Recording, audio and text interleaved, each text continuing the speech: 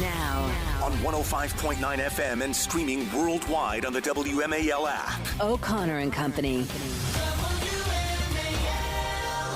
5:07 here on this Wednesday morning in your nation's capital. Thanks for tuning into O'Connor and Company. We're back to some semblance of normalcy here after yesterday's extraordinary broadcast as that story of the bridge collapse in Baltimore sort of unfolded before our eyes. We're going to, of course, give you updates on that and sort of the fallout and how the region is resetting in terms of port traffic and cruise ships and all of those things, certainly. And then we're also back to business here on the politics of the day and what's going on in our communities. At 6:35, we've got Cal Thomas joining us. It's 7:05. A delegate up from Maryland, Kathy Szeliga, she represents Baltimore County. We'll talk to her about her constituents and how it's affecting them. At 7:35, Giorgio Cominos about the bridge collapse. He's a witness. His house is right by the bridge. And then at 8:05, our pal Mary Margaret Olahan was outside the Supreme Court yesterday talking to women with regard to what they're calling the abortion pill case. And boy, does she just sees the whole spectrum of humanity when she's out there on the street in front of the Supreme Court on days like that. So we'll get an update from her. I'm Larry O'Connor alongside Julie Gunlock. Good morning. Good morning. Good morning, Julie. How are you? I'm doing well. It was, it's one thing for us to be sitting in these chairs and sort of experiencing the bridge collapse story yesterday and having to, as professionally as possible, report on it, deliver information. I don't know about you. Afterwards, I sort of took this sort of long exhale and I was quiet for a while, just watching it over and over again, watching the bridge collapse, the video, and try to dive into everything that's sort of falling out from it, if I may say, and some of the information that we learned. It was a kind of an exhausting experience, sort of, for me, It really was. At least, to sort of see it all and try to maintain some level of composure, because it's an emotional. When you look at it, it's hard not to feel emotional. Yeah, and I was sort of glad. I think we took some time to really watch that video yesterday, and noticed. I was texting with you last night about this. How I think we both were like, there seemed to be fewer cars on the bridge when it actually collapsed, because we were watching this sort of cadence, the regular cadence of cars and trucks going over on both ways, and then it strangely it seemed to stop. And then the bridge collapsed, and we were wondering, because we didn't have the information, and we said, gosh, was there some sort of a warning? Was there, and it was interesting, because we found out later in the afternoon there was. It was confirmed that there was communication with that ship in distress, and they were able to shut down traffic on the bridge. Now, there were still construction crews there. Yes, sadly. And there were still people there, but boy, if they hadn't shut down the bridge. Oh, my gosh. And also, it was pointed out, imagine if this had happened during rush hour. Oh. Literally, 4 hours later. That's sort of what I kept thinking of yesterday. You said, you sort of took a big exhale and was thinking about it. I kept thinking about, my goodness. And we've all been on trips with our family where we go over a bridge, or, I go over bridges when I come to the studio, so you think about that, and thank God. And it turns out, I think there were some police officers that rushed to the bridge to shut that down. So thank God for them. At this point, there are 6 who are presumed dead in this horrific disaster. All 6 of them are workers, construction workers of some sort, who were on the bridge working, and one can only assume unable to get off the bridge in time for this disaster to occur. The U.S. Coast Guard suspended their search and rescue operations, and they are now considering this a recovery operation. And, of course, it's a tragedy for anyone to die at this occasion. But, again, I want to reemphasize how much worse it could have been. That's cold comfort to those 6 families. Yeah, but thank goodness for that. It says, I'm reading from the New York Times here, a Mayday call enabled officials to stop traffic on both ends of Baltimore's Francis Scott Key Bridge and try to evacuate people from the span before it collapsed on Tuesday. And I read earlier that those were the construction workers were actually road repair, a road repair crew that was repairing potholes in the middle of the bridge span. So 2 workers were pulled from the Patapsco River, but sadly 6, I think you said, are still missing. 6 right now are among the missing.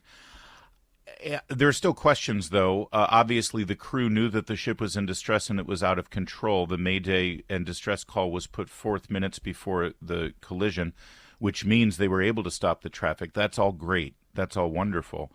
But there still needs to be some very serious investigation into why they didn't take more preventative measures, including dropping anchor, as we heard Hung Kao, a captain, retired captain in the Navy who joined us yesterday, and many people who were communicating with us during the program said you drop anchor at situations like this. There are shots of the ship with its anchor dropped, obviously, but the question is, did that happen after? Did it happen while it was drifting? We don't know. We got to find that out. Many people were asking at the time, where were the tugboats? Why were there not tugboats helping pilot and shepherd? It turns out that the protocols at the Baltimore Harbor, it appears, does not make the tugboats mandatory depending on what kind of traffic is in the harbor at any given time. And one presumes at 1:30 in the morning there isn't a lot of traffic, so ships are able to navigate out of the harbor without tugs. Go ahead. It was also interesting. I read about how this bridge is actually constructed and doesn't have bumpers around the pillars.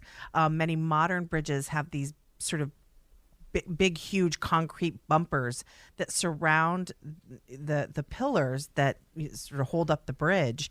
And so that if a ship does run into it, it runs into one of the, again, bumpers, not the actual pillar.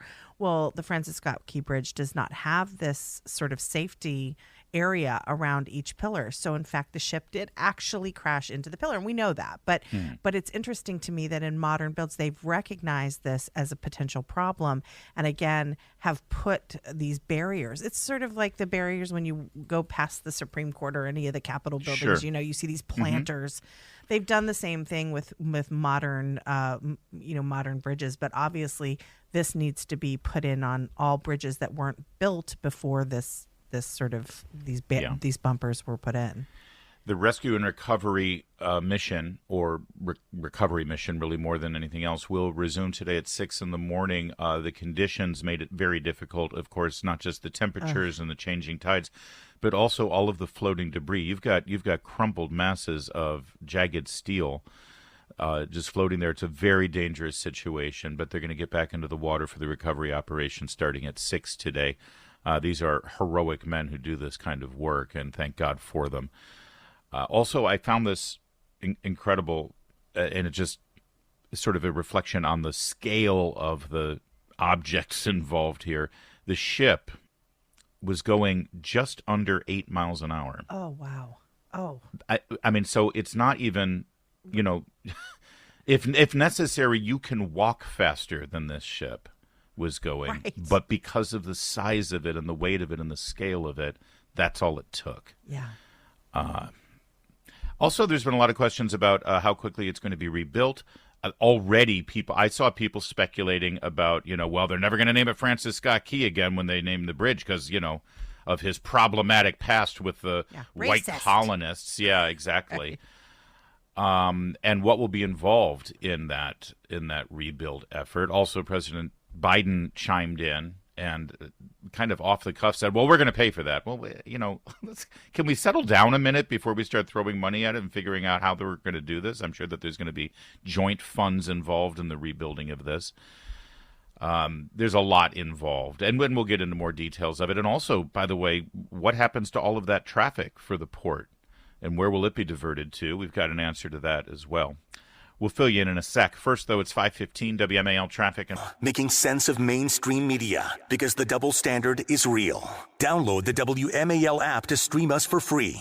Did you have this phenomenon yesterday? Maybe because you live in Virginia, it didn't happen to you, Julie, but I had calls from my family from all around the country yesterday, or text messages. Hey, just checking in. You okay? Oh, no one cares about me. My mom in Portland said, I just want to make sure you weren't on there. It's like, No, I'm first of all, it's No, like it's like when you talk to an somebody hour north of where I live or northwest of where I live. I'm not on the bridge at 1:30 in the morning. But it's like when I used to live in California. If there was an earthquake in San Francisco and I was in LA, it was like, just check it in to make sure you're okay. It's like, dude, it's an 8-hour flight. It's not next to me. Well, I say, well, just sort of off the cuff, I say, I live in the D.C. area, and they're like, oh, do you know Bob? Right. Yes. No, exactly. it's a big city. It's kind of a big town. I don't know him. Exactly. It's very sweet, though. One of my brothers said, "This doesn't alter your commute." Okay, I'm starting to get annoyed. Like, does it alter my commute? Nobody cared. Nobody cared about me. Nobody checked in. You're Yes, like, 'cause you're in I got Virginia. so many calls. Well, they know I'm in Maryland. Okay, That's maybe. why. Yeah. It's like everybody around the country thinks Maryland. Oh, that's Baltimore. Okay, anything that happens in Baltimore it affects people who live in Maryland. That's true. Does it affect your commute? It's like, have you ever actually looked at a map of where I live? You know where I live, and you know that I work in D.C. Why would you even ask this question? They care, Larry. It well, is. Not anymore. It's very sweet, and I was very kind and gracious before I called my brother a moron. But that's what brothers do. I can confirm that. This story fascinates me mostly because I go on cruises a lot, and I love going on cruises. It's my vacation of choice. Of course. Is to go on a cruise, and of course, Baltimore is a port, not my port of choice for cruises, but Royal Caribbean and Carnival Cruise Lines use the port of Baltimore for their cruise excursions, mostly to the Caribbean and to Bermuda. And apparently, there is a cruise that is out. It's already been out. On a 12-night cruise, so I'm guessing it's Royal Caribbean and heads down to... Now it's a 24-night, no, 2-year night cruise, 4 years. Just imagine, and so they're the solution. They can't get back to the port of Baltimore, of course, so they're sending them to Norfolk. Oh God! And then they're going to bus them from Norfolk back to Baltimore. Oh dear! I just tell you, as somebody. Can you imagine how many buses that's going to take? Oh, it's not going to, and it's not going to be a pleasant drive. No. In general. It's like, what a way to end your Caribbean pleasure cruise. Oh. Welcome home. You're not in Baltimore, you're in Norfolk, and you're going to have to sit on a bus. And also, sometimes don't people sort of bookend their cruises with, a couple nights in Baltimore, a couple nights in... Guarantee you there are people there who's like, listen, while we're there, let's just do, a week in D.C. or a weekend in D.C. while we're there. Can I just give you a pro tip if you're ever planning a cruise like that? Let's say you've got a cruise out of Athens, right, or a cruise to, who knows what the destination might be. Sure. If you plan on spending time, in a city or in an exotic location after outside of the cruise, always do that before. Right. It's like, let's get to the port we're leaving from and spend like a long weekend or a week there first. Then we'll get on the cruise ship. Now, let me tell you why. Everything after the cruise is miserable, just awful. It's the worst because when you're on a cruise ship, people come, they make your bed multiple times a day. They deliver everything you need. You leave a sock on the floor. When you get back to your cabin, that sock is off the floor. So it's like having a butler. It is. It's like having every meal. You don't have to think about where you're going to eat. You don't have to worry about paying for any of your food. Everything you need. People come to you and wait on you hand and foot. And then the second you get off the cruise ship, all of that is gone. It completely disappears. And I don't care if you're in the most exotic location in the world, let alone Norfolk, Virginia. It's not going to be pleasant. So always do your land stuff that first. Makes so much sense. Then do the cruise and then just get straight home and deal with the misery. What do you mean I have to drive myself? Well, these people, so that's already built into the equation. These people, it's already going to be miserable when your cruise is over, and now they're going to have to sit on a bus for, 5 hours, 6 hours, crammed into a bus, getting back to Baltimore. Then when you get in your car, the way to get home is already going to be challenging because part of the Baltimore Beltway is down, so traffic's going to be a nightmare. This is the worst way to end a cruise. These people, if I could communicate with them, just look for property in Antigua right now. But P. Diddy will be your neighbor. It'll be great. Just stay there. Stay in the Caribbean. I can just imagine you getting off the cruise and you're like, Jeeves. Yes, exactly. Where are you? What? I have to carry my own bag? What kind of Visigoths are these? It's 5:23. Coming up, we've got more on the bridge, but there's certainly more going on in the world today. RFK Jr. has picked his running mate. We're going to talk about that later in the morning. We've got, the Biden campaign. Remember the whole when they go low, we go high thing? Of course. First of all, that was always a lie. And secondly, it's totally out the window now. We're going to talk about that. There's a ton of stuff going on. Keep it here. Oh, and by the way, is it too soon to blame Pete Buttigieg for this bridge thing? Not at all. I'm ready. Let's Me go. too. It's 5:30. WMAL-FM Woodbridge, Washington, a Cumulus media station. Making sense of the news. News Talk 105.9. News. It is 5:37. Thanks for tuning in here on this Wednesday morning in your nation's capital. Coming up at 6:35, Cal Thomas will be our guest. 7:05, Maryland Delegate Kathy Shalega out of Baltimore County. And at 7:35, Giorgio Caminos, he's a witness to that bridge collapse. His house is right there. We'll get his firsthand account. Then at 8:05, Mary Margaret Olahan of Daily Signal about yesterday's protests over a Supreme Court arguments over the so-called abortion pill. I am Larry O'Connor alongside Julie Gunlock. Good morning, Julie. Good morning.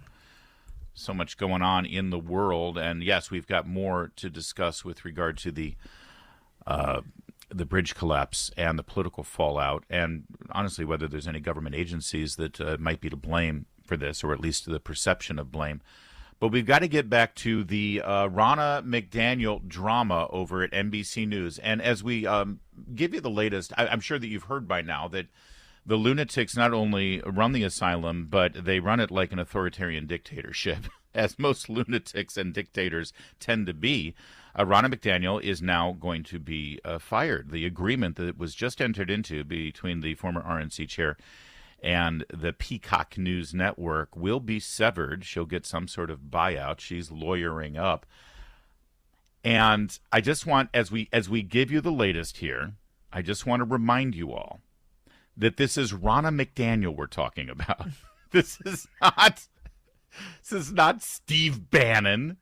This is not, I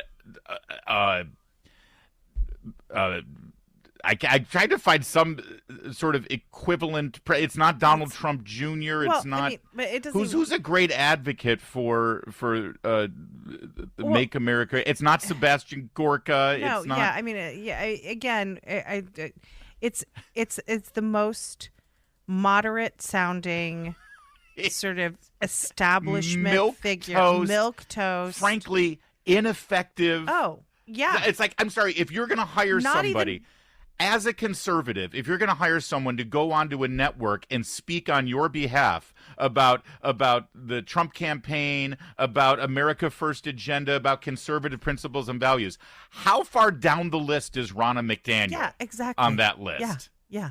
I mean, and I think you nailed it too. Not even effective. Not even good at it. Not even good at it, right? And so what I do love is that this is the kind of Republican. She wasn't vicious enough about Trump. She wasn't vicious at all about Trump. But my point is that she's not the approved conservative or approved Republican, which is only Republicans who hate Trump. Those are the only ones allowed. You need to be either Michael Steele. Yeah. That's the kind of RNC chairman they like, or this woman. In this instance, NBC News, either wittingly or unwittingly, is teaching election deniers that what they can do stretches well beyond appearing on our air in interviews to peddle lies about the sanctity and integrity of our elections, which Ronna McDaniel did yesterday on Meet the Press.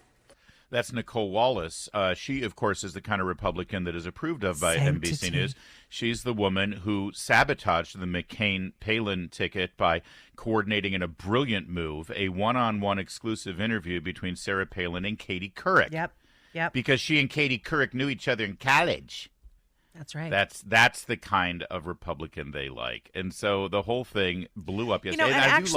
Think about it, Larry. You actually can be in the belly of the beast. You could work for Trump. You can actually go on video and talk about what an honor it is, the honor of your life to work for President Trump, right? Yeah.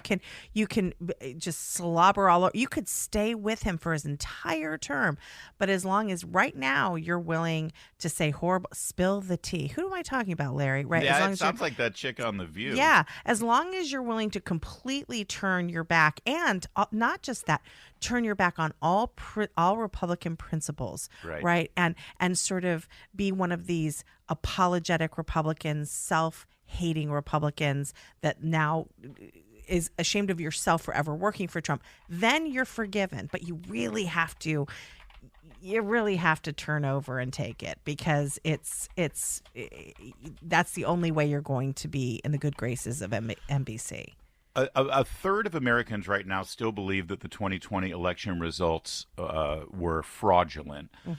Even more than 30% believe that it was a flawed election. I wonder if they would even allow somebody to go present the facts like I would present the facts. I would get on, if I was ever asked to be on NBC News, I would say, listen, I think it's verified fact that the 2020 election was the most unprecedented election in our history, and basic voter and ballot security protocols were abandoned for the sake of the pandemic. Yes. Can we all agree on that? Yeah. And I bet that would make me an election denier. Absolutely, it would. It absolutely would. You've got to drink the Kool-Aid. Yeah, But you're not even. But I give you these numbers real fast. Yeah. 30% believe that 2020 was fraudulent. More than that agree with me that it was unprecedented and major problems were involved in the ballot counting. That's half of this country. And if you voice that, you are not welcome on the air on NBC. You're News. not. No, absolutely. And even if you reflect the sentiment and belief of half of our country. You can't even say, I think COVID kind of screwed things up. Yeah. You can't even say, there were some state laws that were changed rapidly and under different in ways that they weren't constitutionally supposed to be changed. Right. The legislature you didn't can't pass it. even bring up those facts. Nope. And then you're an election denier. All right, we've got more on the fallout here and some of the startling things that have been said now about how a newsroom is supposed to function that really should. Listen, the great thing about this is they're not even trying to have a facade anymore.